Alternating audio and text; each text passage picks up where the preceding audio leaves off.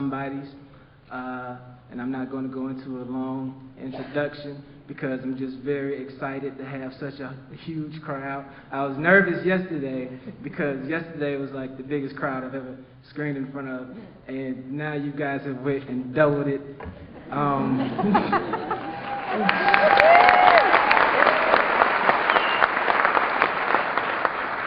And I'm really excited because so far this whole Sundance thing's been a dream come true. And yesterday we got a nice write-up from Roger Ebert, and like, how cool is that? So,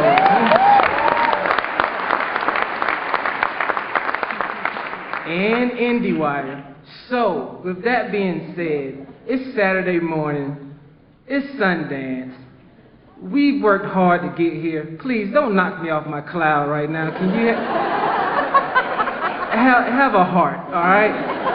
If you don't like it, remember good manners. You don't have nothing nice to say. All right.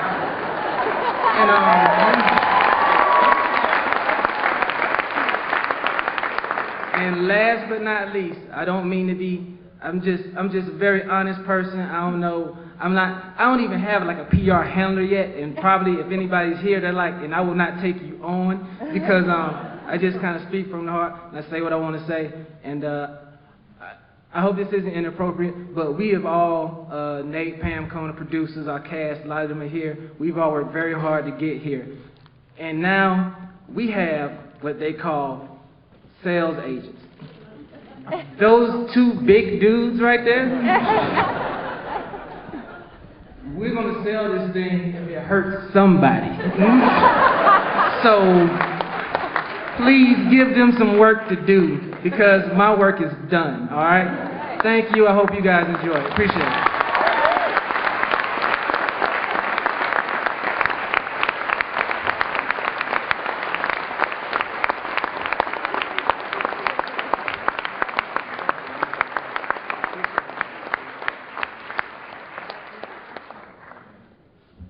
Thank you. First, I want to introduce some of the cast members who could make it to this screening. Mr. David Nick Lewis, my Uncle Charles.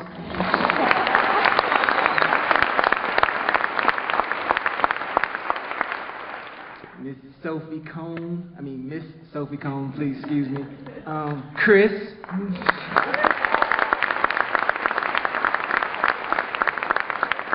Miss Kyra Whitehead, Diva.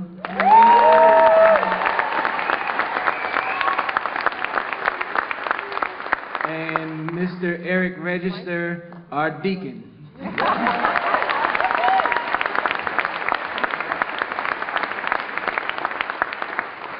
And now I guess we can open it up to any questions, please. Yes, sir. How long did it take us to shoot the movie? It took us 3 weeks, I believe. We did it in 19 days. Yeah. Any real family members? Any real family members? No, and my family's very upset with me these days. At first it was cool, and then they said, "What you mean Sundance? What?" You know, so that's family for you. So no real family. Yes, sir. What were the advantages and disadvantages of shooting in Georgia for you? What were the advantages or disadvantages of shooting in Georgia? I think the advantages were, obviously that's where we're from. We're all pretty much Southern-based, Georgia-based, really, except for Mr. Lewis, who is Carolina. Charlotte, North Carolina. So you can clap for that. That's cool. I think that we wanted to tell a fresh and original story and kind of approach it from a different point of view. Not to go out of our way to create something just so fresh and original, but tell something that was fresh and original and unique in its simplicity, kind of like that. And I think telling it from a Southern perspective and using some of the locations we use and all that kind of, it kind of helped us create an almost documentary-like vibe that we were trying to look for in terms of these are people you haven't really seen before on screen, and these are people who, you know, aren't really trying to entertain, they're just living their lives, and hopefully you enjoy it as an audience member and you want to engage and interact with these characters in the story. So I think that would be the advantage of using Georgia as a location as opposed to, you know, California somewhere, New York, that might be more familiar to you. So in the hat. How much, if any, improvisation? Oh, God. We shot, I say we shot 80%, 85% of the script.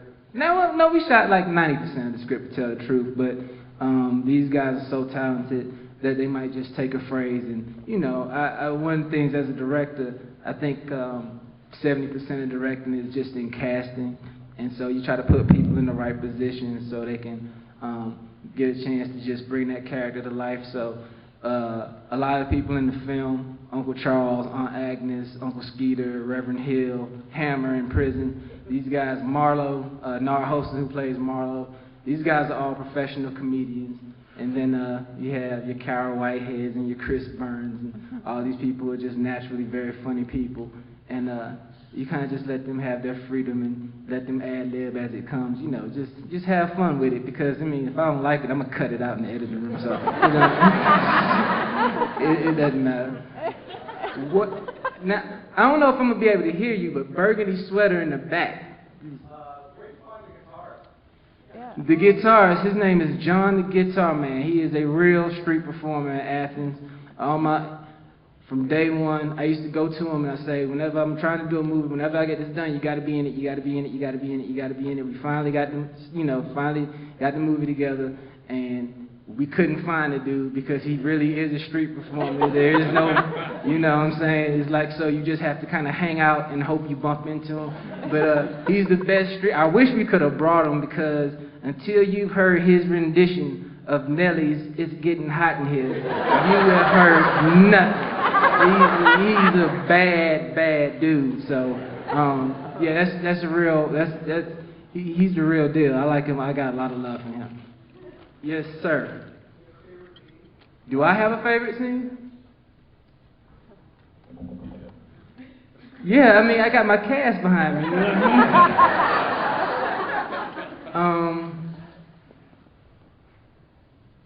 mean? Any scene with Genoa in it. My cousin, he's a wild guy, and it was just so fun shooting with him. So I guess whenever I look at those scenes, it just reminds me of how crazy he really is in real life. And, but no, I don't really have a favorite scene. It's my movie. I enjoy the whole movie. Oh God, I was almost modest. You bring it out. It's the altitude. I'm just lightheaded. Any questions for maybe a cast member or something?